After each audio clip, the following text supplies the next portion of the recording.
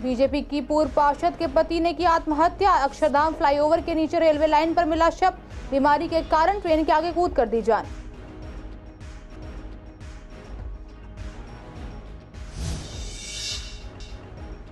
यमुना विहार में दिन दहाड़े चाकू से गोद कर युवक की हत्या। बदला लेने के लिए वारदात को अंजाम देने की आशंका। पुलिस ने शव को पोस्टमार्टम के लिए भेजा।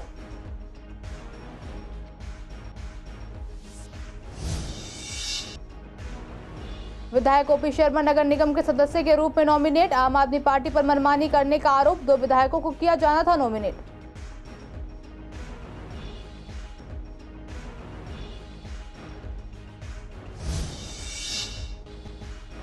दिल्ली पुलिस के हेड कांस्टेबल को किया गया गिरफ्तार। सीबीआई ने 20,000 रुपए रिश्वत लेते हुए पकड़ा।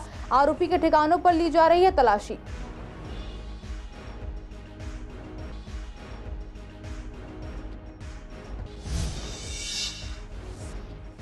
कुख्यात महिला ड्रग पेडलर को किया गया गिरफ्तार। 70 ग्राम हेरोइन हुई बरामद। ड्रग्स की धरपकड़ के लिए पुलिस पूरी तरह से है मुस्तैद।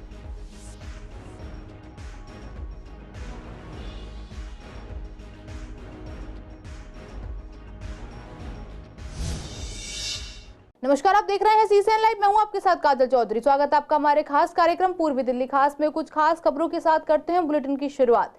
यमुना पार के परपरगंज से बीजेपी की पूर्व पार्षद संध्या वर्मा के पति संजय कुमार ने ट्रेन के आगे कूदकर आत्महत्या कर ली है। उनका शव मंगलवार को रेलवे लाइन पर पड़ा हुआ मिला था। उस समय पता नहीं चल पाया था कि यह किसका शव है। बुधवार को उनकी पहचान हुई है। संजय कुमार का शव आनंद विहार थाना क्षेत्र के अक्षरधाम फ्लाईओवर के नीचे मिला। सूचना मिलते ही क्राइम ब्रांच की टीम पहुंची और घटनास्थल से सबूत इकट्ठा किए। पुलिस ने मामला दर्ज कर मुकदमा दर्ज कर जांच शुरू कर दी है। इसके साथ ही शव को कब्जे में लेकर पोस्टमार्टम के लिए भेज दिया। संजय कुमार प्रोस्टेट की बीमारी से पीड़ित थे और उनका इसके लिए ऑपरेशन भी हुआ था। इसके अलावा एक सुसाइड नोट भी मिला है जिसमें मृतक ने लंबी बीमारी के कारण डिप्रेशन यानी प्रोस्टेट की समस्या का जिक्र किया है। वे घर से लापता थे जिसकी सूचना बाद में पुलिस को दी गई। शव मिलने के बाद उनके परिजनों को सूचित किया गया और फिर उनकी शिनाख्त हो पाई। यमुना विहार में 2 बदमाशों ने दिन दहाड़े चाकू से गोद कर एक युवक की हत्या कर दी। वारदात को उस वक्त अंजाम दिया जब युवक अपने दोस्त के साथ स्कूटी से कहीं जाने वाला था। मृतक की पहचान करण के रूप में हुई है। पुलिस ने शव को कब्जे में लेकर जीटीबी अस्पताल में पोस्टमार्टम के लिए भेज दिया है। मृतक के दोस्त माधव गोयल की शिकायत पर भजनपुरा थाना ने हत्या की धारा में प्राथमिकी की है। सीसीटीवी कैमरों के फुटेज खंगाल कर बदमाशों की पहचान करने की कोशिश की जा रही है। करण परिवार के साथ भजनपुरा इलाके में रहता था। परिवार में पिता पंकज, मां सुमन, 2 छोटी बहन स्नेहा और सिमरन है। 10 दिन पहले ही करण ने यमुना विहार डी ब्लॉक में कॉफी की दुकान शुरू की थी। शिकायतकर्ता माधव ने पुलिस को बताया कि वह और करण दुकान पर थे। शाम करीब 4 बजे वह दोनों दुकान से निकले और करण की स्कूटी से भजनपुरा में किसी काम से जाने लगी। जैसे ही करण ने स्कूटी स्टार्ट की तभी एक स्कूटी पर 2 बदमाश आए और उन्हें घेर लिया। करण कुछ समझ पाता एक बदमाश ने उससे पहले ही चाकू निकाला और उस पर ताबड़तोड़ वार कर दिया। वह स्कूटी समेत सड़क पर गिर गया। हाथ, सीने, पैर, पेट समेत कई जगहों पर वार होने के कारण बुरी तरह से करण घायल हो गया। खून से लथपथ करके दोनों बदमाश स्कूटी से फरार हो गए। पुलिस को जांच में पता चला है कि 2 महीने पहले करण का किसी से झगड़ा हुआ था। आशंका है कि बदला लेने के लिए हत्या की गई है। देखिए, ये 4:30 बजे का इंसिडेंट है। भजनपुरा की यमुना विहार बोलते हैं इसको, B3 का मार्केट है, डिस्पेंसरी के सामने। यंग लड़का है करण नाम का, 19 साल उम्र है उसकी। स्कूटी पे जा रहा था अपने दोस्त के साथ, तो अचानक से कुछ लड़कों ने उसके ऊपर हमला किया। किसी तेज़दार हथियार से चोट पहुंचाई है। जीटीबी हॉस्पिटल लेके गए, वहाँ पे ब्रॉड डेड डिक्लेयर किया है। हमने मर्डर का केस अभी रजिस्टर किया, इन्वेस्टिगेट कर रहे हैं। करण एक कॉफ़ी की दुकान चलाता है इसी मार्केट में पीछे, तो अपनी शॉप से निकल के वो शायद जा रहा था कहीं और ये इंसिडेंट हुआ था। तो अभी इन्वेस्टिगेट करते हैं, विल फाइंड आउट कौन है इसके पीछे, क्या रीज़न है। और सर, क्या जानकारी निकल कर रही है, कितने लोग इस वारदात में शामिल रहे होंगे? देखिए, अभी पूछताछ कर ही रहे हैं। जो उसके साथ में दोस्त था वो भी कुछ बता रहा है हमें।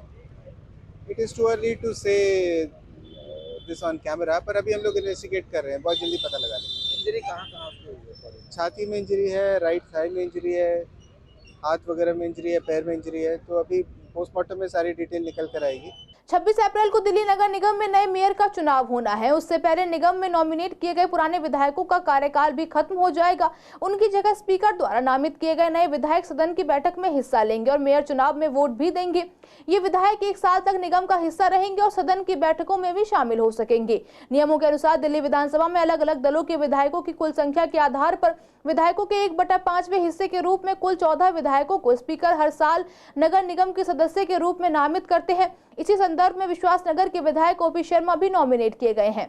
वहीं इस पर महेंद्र आहूजा बीजेपी नेता का कहना था कि आम आदमी पार्टी अपनी मनमानी कर रही है। विधायकों की संख्या के हिसाब से हमारे 2 विधायकों को नॉमिनेट किया जाना था, पर वहां एक को ही कर रही है। आम आदमी पार्टी जब से दिल्ली की सत्ता में आई है और किसी गलती के कारण वो एमसीडी में भी आई है, तब से मेयर के चुनाव के लिए और स्टैंडिंग कमेटी के चुनाव के लिए लगातार चीटिंग का माहौल आम आदमी पार्टी ने बनाया हुआ है। कभी वो चुनाव होने नहीं देते हैं, कभी वो गलत तरीके से अपने विधायकों को नॉमिनेट करके भेजते हैं। अगर 5वां हिस्सा भी अगर नॉमिनेट होना था तो भारतीय जनता पार्टी के 1.6 यानी कि राउंड फिगर करें तो 2 विधायकों को इसमें नॉमिनेट किया जाना चाहिए था, जिसमें उन्होंने चीटिंग करके केवल एकमात्र श्रीमान ओम प्रकाश शर्मा जी को नॉमिनेट किया है। आम आदमी पार्टी डरी भी हुई है और आम आदमी पार्टी चीटिंग में भी यकीन रखती है।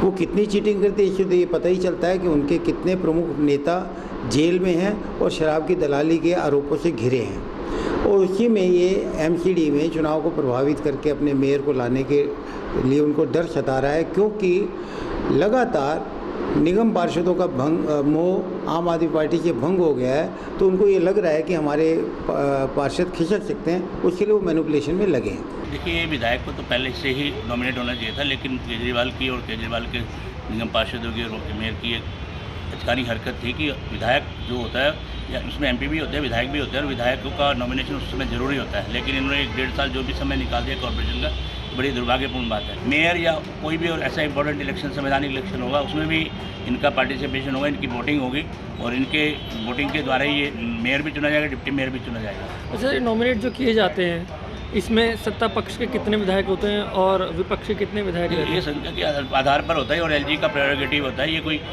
एमएलए या चीफ मिनिस्टर डिसाइड नहीं करता है, इसको डिसाइड करते हैं एलजी साहब, जो भी पार्टी की संख्या के अनुसार से नॉमिनेट होते हैं। और इसमें जैसे हमारी पार्टी के हैं, कांग्रेस के हैं, ये उसमें उनकी संख्या के आधार पर ये नॉमिनेट होते हैं। शाहदा थाने में सीबीआई ने 20,000 रुपए रिश्वत लेते हुए दिल्ली पुलिस के हेड कांस्टेबल को गिरफ्तार किया। सीबीआई ने दिल्ली पुलिस थाना शाहदरा के हेड कांस्टेबल विजय कुमार और अन्य अज्ञात लोगों के खिलाफ शिकायत पर मामला दर्ज किया है, जिसमें आरोप लगाया गया है कि आरोपियों ने शिकायतकर्ता के घर पर बिना किसी बाधा के निर्माण की अनुमति देने के लिए शिकायतकर्ता से 30,000 रुपए की रिश्वत मांगी थी।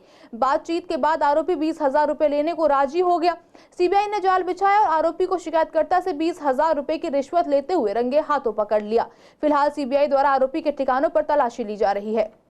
लोकसभा चुनाव के मद्देनजर दिल्ली के सभी जिलों में ड्रग्स और नशे के कारोबार में संलिप्त लोगों पर लगाम कसने के लिए पुलिस पूरी तरह से मुस्तैद है। दिल्ली के शाहदरा जिले की एंटी नार्कोटिक्स टास्क फोर्स ने ड्रग सप्लाई करने वाली एक कुख्यात महिला ड्रग पैडलर को गिरफ्तार किया है। आरोपी महिला दिल्ली के सीमापुरी की रहने वाली है। शाहदरा जिला पुलिस उपायुक्त सुरेंद्र चौधरी के मुताबिक ड्रग्स की धरपकड़ करने के लिए एंटी नार्कोटिक्स टास्क फोर्स लगातार काम कर रही है। 22 से 23 अप्रैल की आधी रात में पुलिस टीम को सूचना मिली थी कि निसारिया मस्जिद के आसपास और उत्तर प्रदेश बॉर्डर पार एक महिला थोक लेवल पर ड्रग की सप्लाई करने आने वाली है। टीम ने आरोपी महिला को मौके से पकड़ने के लिए पूरा जाल बिछाया। पुलिस टीम ने निसारिया मस्जिद के पास आरोपी के घर पर छापेमारी की और गुप्त सूचना के अनुसार आरोपी महिला को दिल्ली के सीमापुरी से पकड़ लिया। पुलिस ने उसके कब्जे से 70 ग्राम हेरोइन बरामद की है।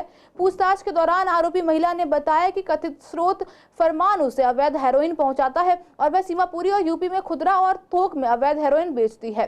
फरमान का पता लगाने की कोशिश की जा रही है, जो अपनी गिरफ्तारी से बचने के लिए फरार है। बता दें कि लोकसभा चुनाव की तारीखों के ऐलान के बाद से दिल्ली में आदर्श आचार संहिता लागू हो चुकी है। इसके लागू होने के करीब 1 महीने के भीतर राजधानी में अवैध तरीके से सप्लाई होने वाली 67,046 लीटर शराब को बरामद किया गया है, जिसकी कीमत करीब 1.42 करोड़ रुपए आंकी गई है। वहीं करीब 190 करोड़ रुपए की ड्रग्स भी बरामद की गई है।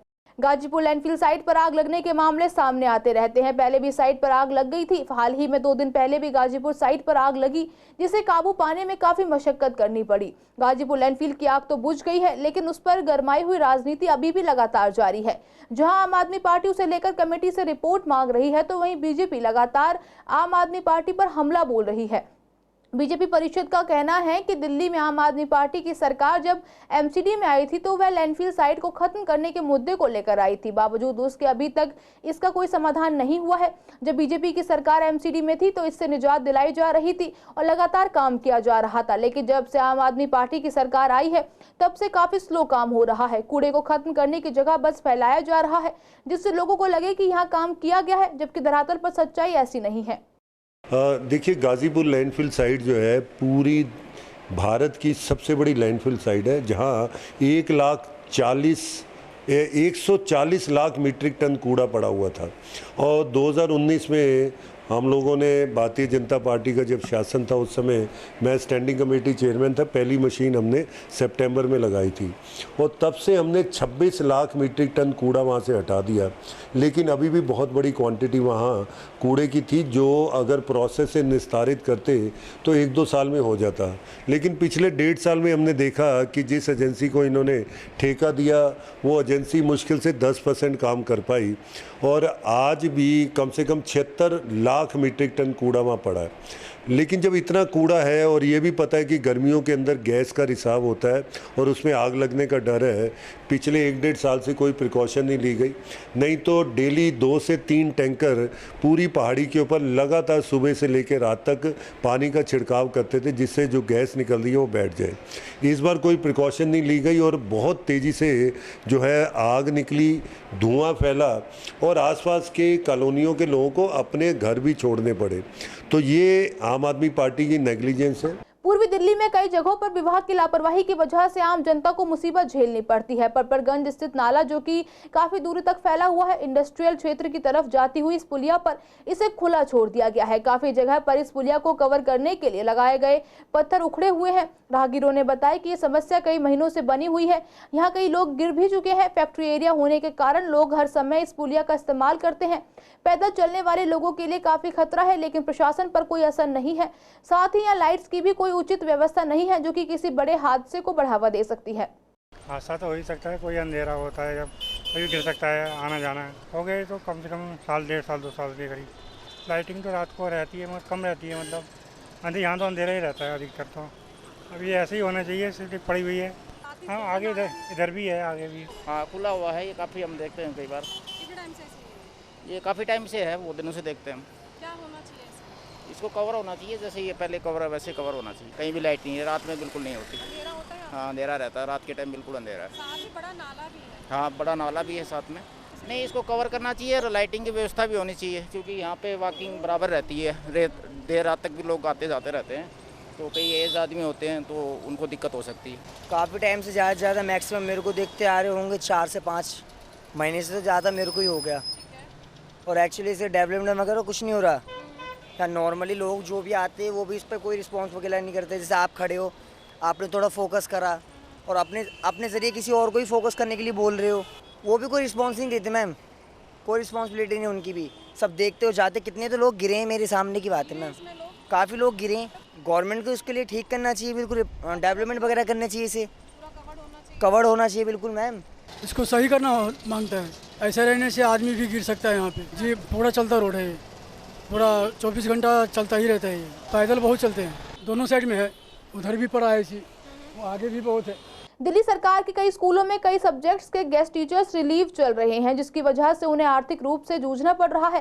दरअसल कई टीचर्स की पोस्टिंग और ट्रांसफर की वजह से इन गेस्ट टीचर्स को रिलीव तो किया गया है, मगर नया अपॉइंटमेंट नहीं दिया गया है। साथ ही इनका ये भी मानना है कि कई टीचर्स के पद खाली पड़े हैं, लेकिन उन पर भी इन गेस्ट टीचर्स की भर्ती नहीं की गई है। जब हमने इन गेस्ट टीचर्स से बात की तो उन्होंने बताया कि कई गेस्ट टीचर्स की नए स्कूल की लिस्ट जारी नहीं की गई है कि नए सेशन में उन्हें किस स्कूल में या किस सब्जेक्ट के लिए नियुक्त किया जाएगा, जिससे उन्हें घर में खाली बैठना पड़ रहा है, क्योंकि उन्हें वेतन दिनों के हिसाब से मिलता है। इसकी वजह से उन्हें आर्थिक तंगी भी झेलनी पड़ रही है।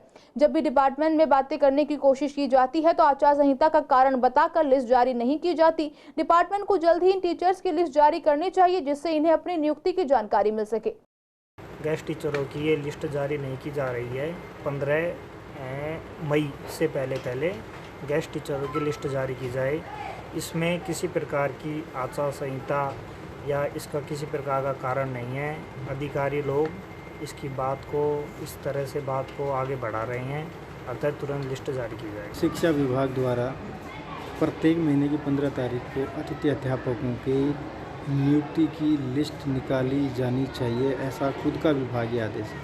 आचार संहिता से इसका कोई लेना देना नहीं, परंतु अधिकारी उदासीन हैं, कोई कार्य नहीं कर रहे, जिसकी वजह से अतिथि अध्यापकों को वर्किंग डेज और सैलरी का नुकसान हो रहा है, नियुक्ति नहीं मिल पा रही है। माना कि कुछ अधिकारी चुनाव के समय जो है बिजी हैं, लेकिन ऐसा नहीं है कि एक भी अधिकारी के पास या किसी जो जिम्मेदार व्यक्ति है E5 में जो अतिथि अध्यापकों की लिस्ट निकाल सके, ऐसा कोई व्यक्ति ना हो। मैं सरकार से यह जानना चाहता हूं कि अब की बात जो मिशन बुनियाद है उसका सर्कुलर अब तक नहीं आया। इससे गेस्ट टीचर जो दिल्ली में अतिथि अध्यापक है काफ़ी निराशाजनक स्थिति में है, इसको स्पष्ट करें। और दूसरा जो गेस्ट टीचर रिलीव होकर घर बैठे हैं उनके रोजगार की व्यवस्था करें। शिक्षा विभाग को पिछले 10 वर्ष किए हैं, हमने अपनी जवानी के लगभग 10 वर्ष कंप्लीट कर दिए शिक्षा विभाग के लिए अतिथि अध्यापक के रूप में कार्य करते हुए। मैं शिक्षा विभाग से मांग करता हूं कि 2024 में भी जो हर वर्ष की भांति मिशन बुनियाद छुट्टियों में चलाया जाता है वो भी इस बार भी जल्दी से जल्दी चलाया जाए, उसका जो ऑर्डर है निकाला जाए, क्योंकि बहुत से अतिथि अध्यापक ऐसे हैं जो मई और जून की छुट्टियों में उनका घर का गुजारा चलाना उनके लिए बड़े मुश्किल हो जाता है। अगर मिशन बुनियाद नहीं आएगा तो बहुत से अतिथि अध्यापकों के लिए रोजी रोटी का सामना करना पड़ेगा। जो टीचर्स है, गेस्ट टीचर्स है जो रिलीव हो गए, जैसे परमानेंट की पोस्टिंग के कारण या ट्रांसफ़र के कारण या प्रमोशन के कारण, तो उनको अलॉटमेंट करने का, पर वर्तमान समय के अंदर 2 या 3 महीने हो गए, 3 महीने से अभी तक किसी भी गेस्ट टीचर्स को दूसरा स्कूल अलॉट नहीं हुआ। इसके कारण गेस्ट टीचर्स के परिवार की स्थिति बहुत नाजुक हो गई और परिवार का खर्चा चलना मुश्किल हो गया। कहीं गेस्ट टीचर्स अधिकतर 90% 95% गेस्ट टीचर्स का जो खर्चा है इसी नौकरी से चल रहा है। तो मैं DOE से आग्रह करता हूँ कि जितने भी गेस्ट टीचर्स हैं उनको दोबारा स्कूल अलॉट किया जाए। दिल्ली सरकार से प्रार्थना है कि दिल्ली सरकार के विद्यालयों में मिशन बुनियाद की जो क्लासेस चलाई जाती हैं उसके विषय में अभी तक कोई सर्कुलर नहीं आया है, तो सरकार कृपा करके ऑर्डर निकाले ताकि जो अतिथि शिक्षक हैं उनको रोजगार मिल जाए। और वो काफ़ी निराशाजनक हैं, वो चिंता में हैं, इस स्थिति को, कंडीशन को क्लियर करे दिल्ली सरकार। ईस्ट दिल्ली स्पेशल स्टाफ की टीम ने IPL मैच पर ऑनलाइन सट्टा खेलते हुए 5 लोगों को गिरफ्तार किया है। उनके कब्जे से एक LED, 7 मोबाइल फोन, एक डोंगल और 2 रजिस्टर बरामद किए गए। पूर्वी जिले की पुलिस उपायुक्त अपूर्वा गुप्ता ने बताया कि गिरफ्तार आरोपियों की पहचान मोनू, बिपिन मल्होत्रा, प्रदीप कुमार, अनिल कुमार और अरविंद कुमार के रूप में हुई है। पूर्वी जिले के स्पेशल स्टाफ को सूचना मिली कि गणेश नगर इलाके में एक IPL मैच पर ऑनलाइन सट्टा खेला जा रहा है। स्पेशल स्टाफ की टीम ने तुरंत कार्रवाई करते हुए धीरज block, south block, Ganesh Nagar में परिसर में छापेमारी की, जहां चंडीगढ़ में गुजरात टाइटंस और पंजाब किंग्स के बीच IPL क्रिकेट मैच पर ऑनलाइन सट्टा खेलने में 5 व्यक्ति शामिल पाए गए। पुलिस ने 5 आरोपियों को गिरफ्तार किया है। आज के इस बुलेटिन में बस इतना ही। हर रोज ऐसी नई खबरें देखने के लिए देखते रहिए CCN लाइव। नमस्कार।